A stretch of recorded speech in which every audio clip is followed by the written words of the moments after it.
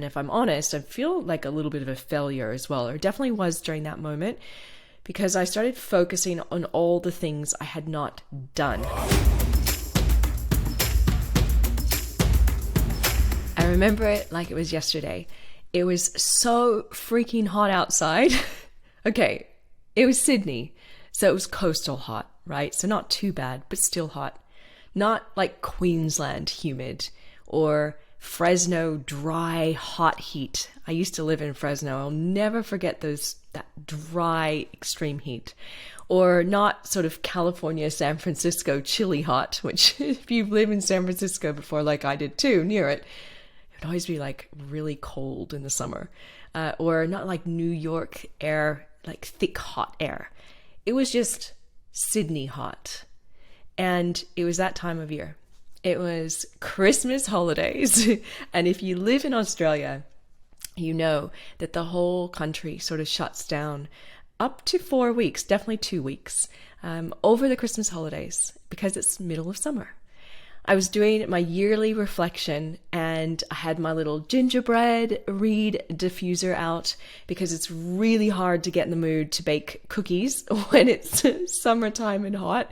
I still struggle, by the way, with sort of those holidays like Halloween and Christmas. I'm so used to being originally from California, having people going to the beach. You know, so crazy being in Sydney during that time of year. So I was sat there, you know, I was staring at my journals and my workbooks from the different conferences I'd been to over the years. All the plans, all the ideas, never actioned. Lots of good intention in those journals and workbooks. I moved on to my app next to kind of review what was there for my little reflection. And I have an app called Todoist where I just list things that I want to get done. I've sort of since moved out of that and just have like one core place project management tool that I use, but I was using that for a really long time. So I was looking into that Todoist app. I filtered through the many ideas. Some started, some not. Same situation as the journals. Actually, most not started. I then looked at my projects folder in my hard drive. So I have an external hard drive and I popped that into my computer, scrolling through the projects folders. Again, so many ideas for packages that I wanted to launch and offer in my business and courses. So many shiny objects over the years. I would just sort of flit off and try, and they were a bit half-baked. Yes, just thinking about this gets me a little overwhelmed. And if I'm honest, I feel like a little bit of a failure as well, or definitely was during that moment, because I started focusing on all the things I had not done. And that's where my head was. Like that time of reflection was, oh boy, I'm not where I want to be. I'm a bit of a failure. There's so many ideas. I wasn't able to action them. So here's the thing. What if it should be the other way around? For me, that's what I started thinking. Like maybe I flip this around. Instead of focusing on what I had not done yet, I needed to start thinking about all the things that I had accomplished so far. Are you guys like me at all, by the way? Do you ever do this? Do you ever just like beat yourself up and go, God, I'm just not where I want to be. I haven't hit the goals, all that sort of stuff. And then it just makes you feel like crap about yourself and you get a bit overwhelmed. So that's where I was. But I was like, okay, let's focus on the things I have accomplished. And, you know, I'll pose some questions to you. Like, what have you accomplished recently in the last year in your business? What have you done really, really, really well? How can you take that thing and how can you simplify it? How can you become known for that thing, that core really good thing that you do really well? And how can you start doing that one thing more consistently so you can actually start to build systems, plan timelines, and budgets in your business? Because if you're off scattering around trying to keep doing new things one after another, that sort of shiny object syndrome, then you don't have enough time to actually develop any consistency in delivering or scaling or growing that core offering that you have. We've heard it all before, right? Success in business is about consistency. So being consistent in your message, in what you sell, so you can become known for something, in your content online. So, you know, when people see you, they know who you are, and if you're consistent in your publishing, you start to become front of mind when they're ready to actually refer or, you know, become a client of yours as well. So question, does consistency fuel overwhelm, or does it help pacify it? I would argue the latter. Consistency for me is like a huge focus right now in our business called Website Love. So here's what our business does. If you're new to the podcast and you kind of haven't heard a couple episodes before, we're specializing now in what's called conversion rate optimization. So we do this through building websites and optimizing landing pages to get results for the businesses that we help, and ads, so direct traffic into these pages so we can very quickly and easily measure return on investment and what's working and what's not working. We can literally track what's working with this whole system. We're no longer just like, hey, we're a website company. That's not where I want to be anymore or play anymore. And I'm definitely not somebody that says yes to anything in digital marketing or everything digital marketing. I used to have an agency like that. I've definitely done a little bit with Website Love, but for sure in my past business called Autopilot Your Business, God, we would say yes to anything, you guys. Everything, anything.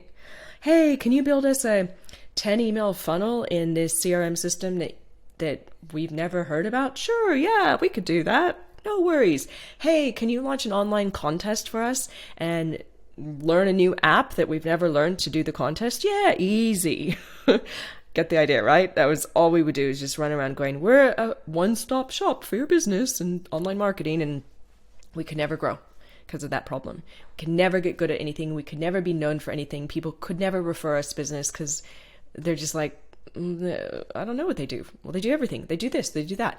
So anyway, I digress. So back to being consistent with what we're offering. We're only now offering very specific packages because we can specialize in those and get good results. And once you specialize, you can train your team better. You can develop systems around it. You can find the right team members to deliver it as well. And it just makes your life, it frees things up because you know who you're saying yes to and what kind of clients you say yes to versus no to as well. And here's how I'm actually personally becoming more consistent with promoting my business, because now I'm really clear on what we do and where I want to head with that. I have a plan of promotion that I have systems around and team members around to support it. So I do 2 podcasts a week. And if you're with me now for a little while on the podcast, hey, thanks for being here, by the way. If you're new, that's what we do. 2 podcasts a week. One with me, like this one right here, and one with an interview, somebody in my network that's doing really cool things, growing their business and staying away from that sort of hustle grind mentality. So we do 2 podcasts a week. We do that. I also have a weekly email that I send out to my database, and that alternates. There's different types of content that go into that. We have a monthly newsletter called The Growth Guide, which we also publish over on LinkedIn. We have ongoing invitations to different things we have in the business as well. So we have our weekly email. We have a full posting plan on social media with different content pillars that highlight the podcast, that highlight behind the scenes content, that highlight upcoming promotions that we have in the business as well. And by the way, you guys, I love the tool repurpose.io. If you have not heard about that tool, it's really amazing. If you are doing video content on social, it helps you repurpose it to all these different places. So it's just something that we've developed in our systems in the last couple months. I'm really loving it. We can post like a snippet from this podcast on Instagram, and then we pop it over to TikTok and YouTube shorts all at the same time. It's really cool. Okay, anyway, continuing on. So we have our 2 podcasts a week. We have our weekly email. We have our posting plan on social media. We have a monthly live online masterclass, and I've gotten very specific on that as well. We call it the CRO Masterclass Series. Makes sense, right? Conversion rate optimization, the CRO Masterclass Series. We do one of those a month. And now recently a brand new live event, which I'm going to do live and in person in Melbourne and Sydney coming up soon in Australia. And then I'm looking to take it also to the States, fingers crossed, soon too. So just so you know though, I mean, that might sound either that sounds impressive to you or it doesn't, right? So you might have a business that's already like, yeah, we do all that. Awesome. Great. But if you're listening to this and you're like, how in the hell can I ever even get there? The best advice I have is you just move from one thing to another strategically, and you don't try and do it all at once. Obviously, you got to kind of know what your business is doing and specialize on that, get really clear on your packages, and then you move into how you're going to promote that. And so now the live event's kicking in, right? So the podcast is up and running. We have a amazing audio team. Shout out to Julian, you're editing this right now. A beautiful video editor, Natalia. I have my amazing assistant, Prue. The three of them basically get this whole show published and going. So now that that's underway, I'm going to now focus on the live event, and that's going to be another sort of system and flow. But literally 2 years ago, I wasn't even emailing my database consistently. I just had to focus on emails. I'm like, what am I going to email to people? And, I went there. So I had to get consistent with that first, and then I was moving on incrementally to social media next. And then from there is the podcast and now the live event. So consistency, but you can't do it all at once either. What's next from here? So I will be diving way deeper into specialization. And I think that, again, it just gives me sort of a sense of calm, because simplifying, I can get clear on what we offer and really focus on delivering that in an outstanding way. So I'm cleaning up SEO, search engine optimization on our site. So I'm revamping all the keywords that we are found for. And I'm looking at, does that make sense for what we want to do for businesses, or what we are doing for businesses currently? And there might be a bit of a strategy behind changing the keyword phrases for SEO. Blog categories, are we actually teaching categories on the site that make sense to what somebody wants? And just messaging to really stay in our lane of what we do. So that's when I'll be looking at a bit of an audit to what we're doing. I had a membership, by the way, called Websites That Work. I think some of you guys are listening to this, my members. Shout out to you guys. So Websites That Work was more of a generalized lessons in digital marketing and getting more business from your website. It was quite broad, and I think that was the problem. Although a lot of people got incredible results that went through the program, it was quite broad. So I'm going to change it, and basically with it, we're going to just do very simple levers to pull to optimize your CRO, your optimization, right? I'm going to redo this and redesign it for many of you who want to know about CRO. You either have a team member or a virtual assistant, and you want to upskill them on how do you actually do social media for results versus just doing social media for the sake of doing it. Like, how do you actually track for results in your business? What do you do? How do you get the numbers? How do you then improve things incrementally? So I'm going to revamp it on that, because again, that is where I'm going to do what I'm going to do to stay in our lane for our business. And I even spoke about this in episode 10, right? I was talking all about the team that you need to be a success in your digital presence online. And a big part of that, and doing that episode got me remembering that so many people have no idea what team members they need, let alone how to even help get those team members to get them results, right, in the online space. So that's why I'm going to revamp our Websites That Work program. I'm glad I can just kind of hang out with you guys right now and brainstorm where I'm going. So anyway, so that's in the works as well. And right now, I'm just thinking of all the things basically I'm working on to support my team growing better. And you know what, you guys? I feel actually strangely calm about it. I'm not feeling like I can't breathe, or I'm going to start hyperventilating on you.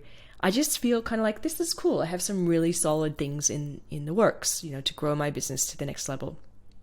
And I know that because I'm sticking with something I can focus on and be consistent with, instead of chasing around the next shiny object like I used to for years and years. And I know that's why I haven't grown to the level that I want, is because I just kept half-baking ideas and not ever waiting long enough. That's key.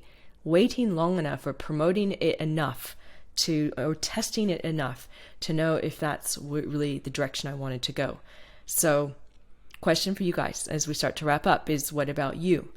Are you trying to be a Jack or a Jill of all trades in your business? Or do you want to be known for something? And what is it? If so, what is this thing that you want to be known for? And what do you need to do to set up your business to really excel with this area of specialty of yours? So when people are like asking a friend or a colleague or somebody just at a conference, hey, do you know somebody that can do X? Straight away, your name, your business name is on that person's lips, because that's what you're known for. So here's to consistency. But before you start working on consistency, make sure that you are also really clear on what you want to be known for, and start to develop those services out and those products out And then you can start to be really consistent with the delivery of promotions, the delivery of those services, and a team that knows what they're doing, and you're able to reward them according to that because you know the results that you want to get. Thanks again for tuning in, you guys. It's been a pleasure as always, and I really look forward to hanging out with you next time. Thank you so much. Bye.